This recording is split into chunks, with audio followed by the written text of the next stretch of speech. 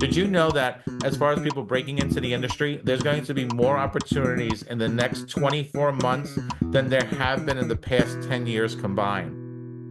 Welcome to Time to Discuss. Before we get started, I want to thank Brian Woolbert for introducing me to our next guest. Let's meet Mike Fomkin because it's time to discuss what it's like to be a talent manager. Mike, thank you for joining me today. Oh my God, thank you so much for having me here today. I'm so excited to be on the show. I know we got to talk a few minutes in the green room before the show kicked off here, and I am so excited to be here today.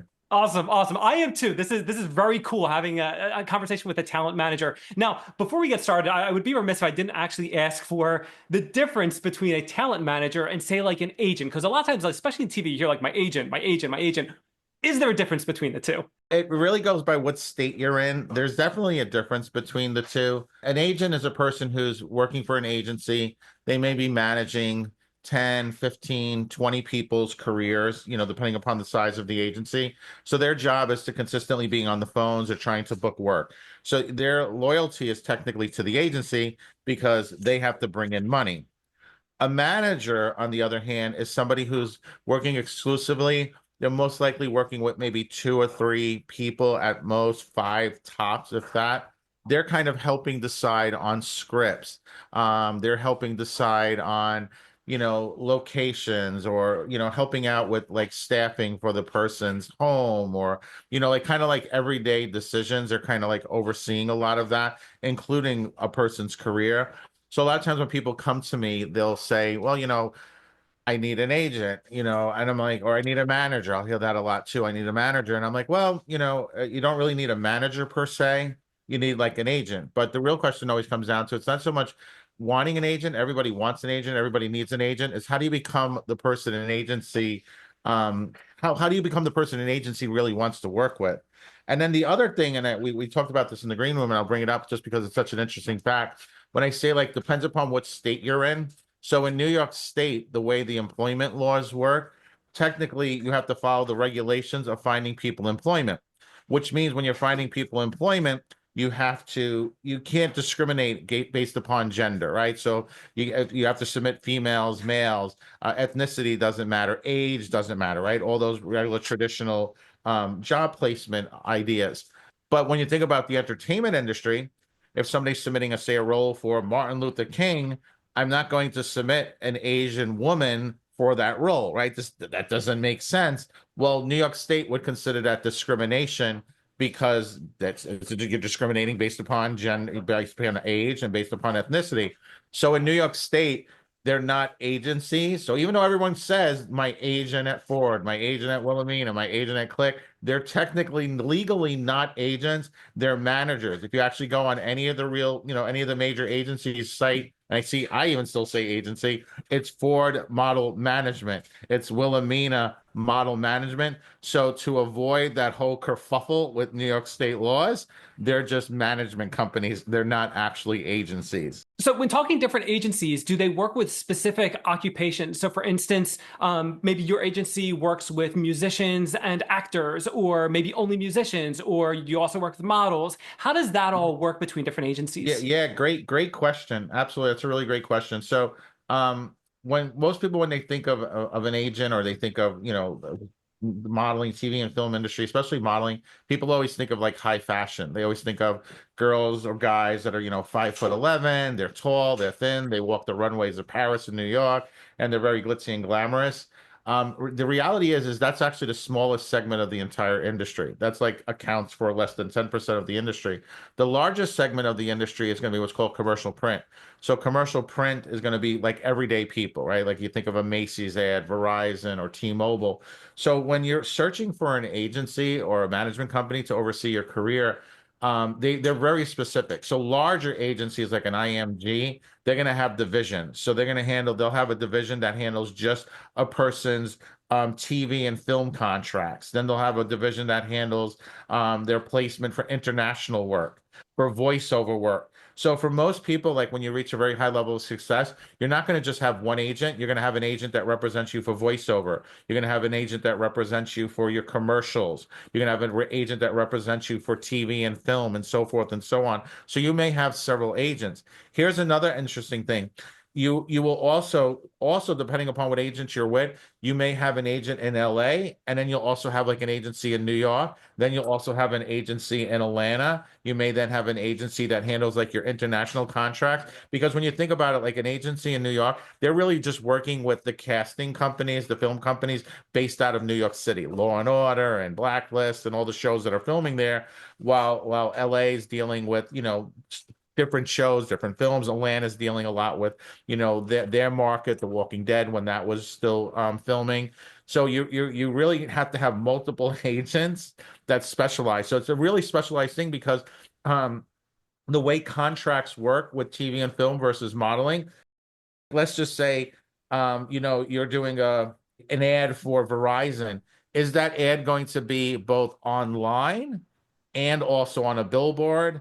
Will it be online, a billboard, and in a magazine? And then how long will it run?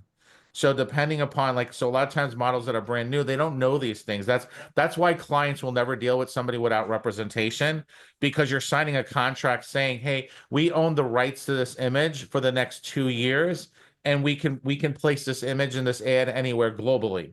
So you're giving up like a lot of rights. So your agent will always come in and say, no, no, no, hold on.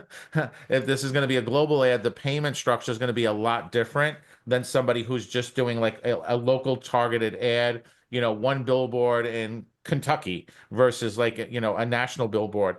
And a lot of times for a lot of these products like Coca-Cola and like major brands, McDonald's, the ads you'll see in New York running on billboards will be different than what you see like in the Bible Belt in the Midwest and what you'll see on the East Coast. So even though we all live in like one country, and same thing for worldwide, the ads will be very specific to the localized market. So again, this is when you're dealing with like major brands, they will see advertising and viewership a lot differently than like working with like your local car dealership or something where you're in a micro targeted ad just for local cable companies and so forth. There's so much complexities to the industry. It's so fascinating. But here's the interesting thing. We were doing some studies the other day. Did you know that as far as people breaking into the industry, there's going to be more opportunities in the next 24 months than there have been in the past 10 years combined? Like it's literally just exploding with between social media, the streaming networks. Because now, if you notice, all the streaming networks, they have now tiers where before you would just, hey, I have, Max, there's no commercials being run. Now I pay extra for that, which means those lower tiers, that's opened up a whole new ball game, hundreds of millions of dollars in ad revenue. So the business is really growing at an accelerated rate. Fascinating. Before I talk about what a typical day is like for you, one of the questions I have for you is when should a person consider utilizing a talent agency or a talent management? Yeah, great question.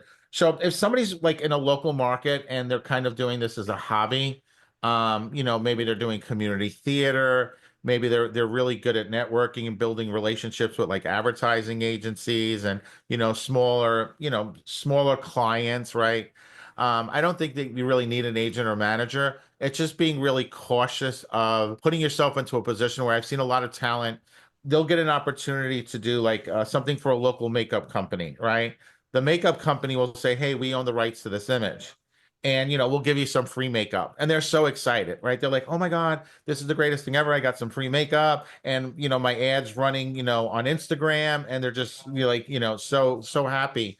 Well, 2 weeks later, they find an agent. And then the agent says, hey, we saw you online and we thought you were great for a L'Oreal commercial for a L'Oreal that's going to run nationwide. It's, a 7-figure deal, and you're like, oh my God, I can't believe this is going to happen. Well, guess what? L'Oreal finds out that you just now gave the rights away to your image to this other makeup company, which they can consider a competitor. So now you are not in the ad. Like, think about it. Like you can get signed to an agency and your first campaign is like Gucci and you're the face of Gucci. Well, that campaign runs for 4 months. Well, guess what? At the end of the 4 months, like why would another brand be interested? Like you were the face of Gucci, like it's like over. Right? So I tell people like with the modeling industry, it's so tricky how you position yourself. Like commercial print, like somebody could do a Verizon ad this week and then next week be in a T-Mobile ad and you wouldn't notice. Like they don't have those stipulations unless you become the brand representative. right? And we can think of like Flo from Aggressive, right? She's everywhere. You're not going to see her competing, with Geico or another brand because she's become the face of the brand. Completely different than just somebody in a T-Mobile store, being a customer purchasing their new iPhone, XYZ number. So it's again, so anybody who really wants to do, like, for most people, they want to work with major brands like T-Mobile. They want to do those, five, six, seven-figure types of opportunities. You're going to have an agent or manager. It is impossible. And I can tell you one thing, people who if you're going online and you're seeing, oh, here's an opportunity to be in a T-Mobile ad or something like, or in a major movie, I can tell you automatically it's 100% not real because brands do not advertise castings online. Like they do. For one, for the TV and film, there's what's called SAG-AFTRA, which is Screen Actors Guild, American Federation of Radio and Television Advertising. Their castings are not put online. They're in what's called breakdown services. You have to be a registered licensed agent to have access to it. So anytime I see like a movie being put up, it's a bait and switch, and somebody's just trying to take advantage of your, unknowledgeable thing. One of my agent friends always says in this industry, there are lions and gazelles. And if you don't know that you're a lion, that means you're the gazelle and the lion will eat you. As a talent manager, what are some of the typical things you do on a given day or a given week? Every morning you'll have access to like different castings and so forth, like things that are coming through from breakdown services. We work with a lot of partner agencies, so they've built relationships up with like every major brand. So they'll, hey, there's a shoot in New York City, for a Korean clothing line. They need three guys, 18 to 21, two with brown hair, one with, gray hair. They should be this build. So it's just really kind of going out into the database or reaching out to somebody saying, hey, this is what we're looking for. Sometimes things can be very specialized. I need somebody who can be in a daytime soap opera scene where they're playing poker and the person has to be able to juggle poker chips, right? So it's like, and they also want them to be good looking. So like, imagine that comes across your desk. You're like, okay, so I have to find somebody who's good looking. They're really not telling me what their definition of good looking is, but I can kind of think it's a soap opera, right? So they all have that kind of look for men or for women, but this person now has to specifically be able to juggle poker chips. Like, it's just like you get crazy things like that. A lot of times it's talent calling in. I'm supposed to be on set. My phone died. I don't know where I'm supposed to go. The client calling, the person was supposed to be here 30 minutes ago. They're not here. We only have the studio for about 5 hours right now, so we're already 30 minutes behind. A lot of times people don't realize, like right here, I'm on the East Coast today. I kind of go back and forth between the East Coast, Florida, and the LA markets. And like right now today, it's like 10 degrees. So think about this, like if you were filming something or you were doing like a photo shoot and like, you were coming in from the city or from somewhere, you want to make sure you arrive early to allow your body to like warm up to the climate, because if not, you're just running in, you're kind of red, your ears are red, your nose is red, your body's still chilly. Like, so there's all these little things like, as an agent, you're reminding your talent consistently what to do, right? Making sure, I tell people all the time, if you're not sure where you're going tomorrow, this is what I need you to do. Go there today and touch the building. Literally, go there today, touch the building. So tomorrow, there's no excuse whether or not you're going to show up or not. This happened a long time ago. It's probably like over 10, 15 years ago. We had one of our talent, had an opportunity to do, it was like a lotion, like a sun tanning lotion for, it was a major makeup company was launching this new suntan lotion for men. And the ad was, all they had to do was, the ad was being shot in Long Island at some, really nice house with a pool. All the guy had to do was show up, and like there were two girls there. They were going to put some suntan lotion on him, and that was like the shot. Like it was easy in, easy out. Well, the day of the shoot, he winds up not showing up, and my partner, he's like in a panic, right? Because this person's not there. The president of the makeup company called him from her honeymoon in South Africa. Okay, let's think about this now. There's agents, there's casting, there's all these people, presidents, vice presidents, assistants. This went so far up the chain that the president of the company had to call wanting to demand what's going on because this person was not there and she was on our honeymoon. Literal fiasco beyond imagination, right? Wind up losing the client, has never worked with them again, and here's the bad part. That person, not only did they hurt their career, they hurt our career. But even more importantly than that, I can wake up and I overcome. There's always a new client and always a new talent. But here's the thing: there were people who probably we represented years later that had that opportunity been on the table, that could have been a launching pad for their career. So I tell people all the time, when you show up, make sure like you're there on time, like show up 30 minutes early, because the last thing you want to do, like you're not only hurting yourself, you're just hurting so many other people that are part of the project. Anyway, long story short, a few days later, he winds up showing up, calling, and my partner's like, "Where were you?" He's like, "Well, you don't understand. What happened was I was goofing around with my friends, and they pushed me in the pool, and I had my phone, and my phone, got ruined, so I wasn't able to show up." He's like, "No, no, no, hold on. This is like 2020. This is not the 1800s. There are other ways to get a hold of somebody that you lost your phone." And he said, even if you were alone in the world, he said, what I would have done was I would have lit my house on fire. When the fire department showed up, I would have grabbed the firemen as they're carrying me out of the burning building, reached into the fireman's jacket, found his cell phone, and called me. Like, don't tell me you couldn't call me because you were pushed in a pool. And of course, it turned out he was drinking with his friends. He couldn't wake up on time. And that was the truth why he didn't show up. But it's like agents hear everything. Like we hear every excuse in the world. Models fall in manhole covers. Models get pregnant. Models get kidnapped. Models are taken off by ant. Like if there was an excuse book written by models, it would be like the most funniest thing in the world because they always come up with the silly excuses. My boyfriend and me broke up, and he took the car, and I have no way of getting there. Like it's just always there's always a disaster in a model's life. So, which is why when you like, you hear this, and then eventually you build this wall around you, so that's why like these agencies, it's so difficult to get signed because, legitimate agencies, it's so difficult to get signed because they want to show, they want people to really prove themselves. Like, like a lot of times, like you'll see some top models that you may recognize them now in campaigns. They may have been signed like several years ago, and they were just doing like one or two jobs in the summer. And then they kind of wait a year and they come back, and then they wait a year and they come back. So it wasn't like they were just discovered overnight. It's the same thing with like actors, right? People say it's like, yeah, I'm an overnight success, but it took me 20 years to get to be an overnight success. Like people don't realize like all the commercials they've done, the auditions, the community theater, they only see the results at the end when they went to that movie and that person becomes that recognizable name, that Matt Damon, that Ben Affleck, Julia Roberts, or so forth. But what I tell people all the time is read their autobiographies, watch the interviews, find out, follow their trail. Like a lot of these people, you recognize their names. They've been in this business 20, 30, 20 plus years. That's why their name is recognizable. Also, look at all the people when you watch TV, the characters, you're like, yeah, I recognize that guy, but I don't know his name. Well, he's having a great career. He doesn't need to be the star.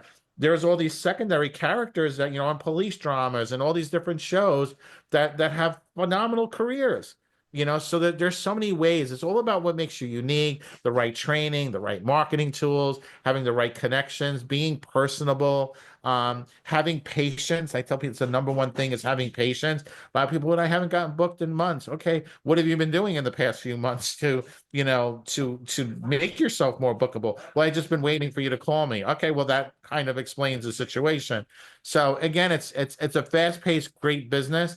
And it's actually really easy to get into it if you follow a framework. Okay, so let's hang on that for a second. So actually, from the other side of the spectrum, if someone wants to do what you're doing, how can they do what you're doing? Do they need to go to school for anything in particular? Or do they just need to show up one day and say, I want a job? How can someone do? That's a great question. That is, I've always wondered about that. There's really no school to go to become an agent. Like there's no school. I'd say 99% of the people, most of the people who own agencies, they worked for another agency in the past. It's usually somebody who's very young. They they're fascinated with the industry. And they wind up becoming like an intern at like a smaller agency, kind of work their way up. You can work your way up to an agency pretty quick. Like if you're the first person to show up in the morning and you're the last person to leave, these offices are very tight knit. So like the owners are always there. You're always interacting with the owners and the presidents and so forth. They're not, mega corporations. I mean, IMG is like a larger one. They're close to $1 billion, so they're going to run a little bit differently. But most people, they're going to be very surprised. Like when you first get hired for an agency, like the agent's job is literally, okay, you need to get clients. And you're like, well, okay, well, how do I do that? Well, you see that desk over there with that phone, start dialing. Like literally, like to take all the magic out of it, literally agencies are just like call centers. Like they're just literally there. They're pulling lists of, they're buying lists of like every designer, every designer's assistant, like every single anybody that you can think, from a paint company to Samsung to a computer company to your glass company. Like, and just you look around the room at every product that's in front of you. Okay, where are they running ads? Who's in charge of the ads? I need to get my models in front of those people. And they're literally just banging away at the phones and so forth. And they're just building lists of people. Because the other interesting thing is when you're doing this for a while, there are people that, kind of are following the same path. Like I make a relationship. I'll give you a great example. My business partner, probably about 30 years ago, he was working for Condé Nast. He was one of the youngest art directors at Vogue magazine ever. And there was a young photographer that was working there also. He wasn't a paid photographer. He was like working in the mail room, and he kept trying to get his photos like seen, right? Like I want to be a photographer by Vogue. So of course everybody was like, go away, not interested. This is not how it works. My business partner, he wind up giving him a shot. Like he wind up giving him a shot. Jump the story 20 plus years later, they together have shot like over 22 covers of Vogue. He's now like an internationally recognized photographer. He has his own agent, his own manager, his own line of products that he sells. So again, it's like you build these relationships over decades. So for a lot of times when people like that first day is you don't have those relationships. It's just like a model or an actor. Day one, you don't have those relationships. Like a lot of times, like relationships are built not only like if I could be on like when I'm on set, say I'm on set for a show on NBC. Well, yeah, I know the casting director, and I may know the director, I may not, but I'm actually going to make friends with the cinematographer. I'm going to make friends with the makeup artist. I'm going to make friends with the production assistant, because a lot of these people, they're independent contractors. Like the makeup artist isn't working exclusively for that network. Next week, she could be working for a different client. So by building a relationship, I'm like, hey, listen, there are a lot of times a makeup artist doesn't show up. Do you mind if we followed up with you if you're available? I'd love to get you on set. And oh, by the way, if ever you need a model or something, hey, I would love to send you over our book or whatever. And like you just build these organic relationships with people where people are like, oh yeah, I just met Mike last week. He was great. One of his talent was on set. I think they would be perfect for what we're looking for, because like there's a process to finding models. It's just not like your agent calling you. Like think about it. There's a client comes up with an ad campaign, right? They're like, hey, Coca-Cola wants to sell a new flavored drink. So they now have to reach out to a company like an ad agency to come up with the concept, right? So they come in, they pitch the concept to Coke. Coca-Cola goes approved. The ad agency then has to go out and hire a production company to actually build the sets and all that. The production company then has to hire a casting director who's now in charge of casting. The casting director now has to reach out to agencies, and she's not just going to reach out to one, she's going to reach out to multiple agencies. Whoever can get her the talent first wins. The agency is then going to reach out to their list of talent, right? And then they say, okay, who's available, who's not? Some raise their hands, some don't. They now have to call the casting director, who then has to call the production company, who then calls the advertising agency. That's now sent back to the president of marketing at Coca-Cola. They now approve it. And then it's the same thing with payment. When payment comes, a lot of times talent think, oh my God, I work today. It's like DoorDash. I'm going to get paid tonight or something. Doesn't work that way. Like the agency has to, and the agency has to bill the casting director. The casting director then has to bill the production company. The production company then has to bill the advertising agency. Then the advertising agency has to then bill Coca-Cola, and then Coca-Cola can have like a 90-day period before they pay. Then the production company can have their contracts as we have like an additional like 30 days to pay and so forth. So that job you may not see payment from anywhere from 90 days is usually the average, but it can be up to 6 months or more before you got payment for that job. You're not paid same day. So I tell people all the time, like you can come to New York and get signed to an agency. They want you to start on Monday. Where are you living? Right? Where are you living? Where are you getting an apartment? Like, I don't know if you've been to New York recently, but like something probably the size of a very tiny bathroom is like $2,000 or $3,000 a month. Like that's if you're lucky enough to find something. It's not easy. And then there's also the change of life. People all the time say, "Oh my God, I just got signed to an agency in LA. What about my cat? What about my dog? What about my lease? What about my fish? What about my girlfriend?" Right? And then all of a sudden, people sometimes people will support you, but then all of a sudden, when the dream actually becomes a reality, you'll find like a lot of bitterness. Like I can tell you, 99% of the people I've seen, where they're not married, like that boyfriend girlfriend relationship kind of falls apart very rapidly because now all of a sudden the jealousy comes in. Like, oh, you didn't call me. I couldn't call you. I was on set till midnight. Oh, I saw photos of you on your Instagram. You look like you were at a party. No, that was an agency party. I had to go there. Like I'm networking, and the person feels left out because they're not being included, and all of a sudden they're painting this picture. And the person could be, and honestly, most talent I've ever worked with, they're so loyal and so nice. They're not running around with everybody, but the person back home just feels left out, and then they just start drifting apart. So again, when people want to do this, like there's a lot. Like I'm not trying to dissuade anybody, but I want people to realize the realities of this. If you're not where you're at, it's probably because you're not working with the right people, because the right people would tell you what I'm telling you. That is so fascinating. Such an awesome perspective on like an insider's view of what this industry is really like. Mike, I think I could talk to you for hours about this, but I am running short on time. One thing I like to do though is whenever I'm speaking with someone, I like to give them the opportunity to talk about a project they're working on, a cause they believe in. If you want to talk more about your business, I kind of like to leave the floor open to you. So go for it. Yeah, so if people are interested in working with us or learning more about the company, we have a book out. It's called Finding Fame. I'm the author of the book, Michael Fomkin. If you go on Amazon or any bookseller, but Amazon's always the easiest place to find it. Great starting point. You'll learn a lot about the industry. We sat down with 35 of the most powerful people in the entertainment industry, interviewed them, got their perspective, how they started, their best advice, what they would have wanted to know when they were first starting. So a very inexpensive way to learn if this industry is right for you or not. If you're interested in learning more about myself or the company, VIPignitelive.com is our website, and that kind of gives you a lot of information. We give away a lot of great information on our site. We work with a company, we sponsor a company with some of our partners called Operation Underground Railroad, which helps people it helps free people from sex traffickers. And I know some people kind of shy away from that subject, but we're proud to say we've helped free over 3,500.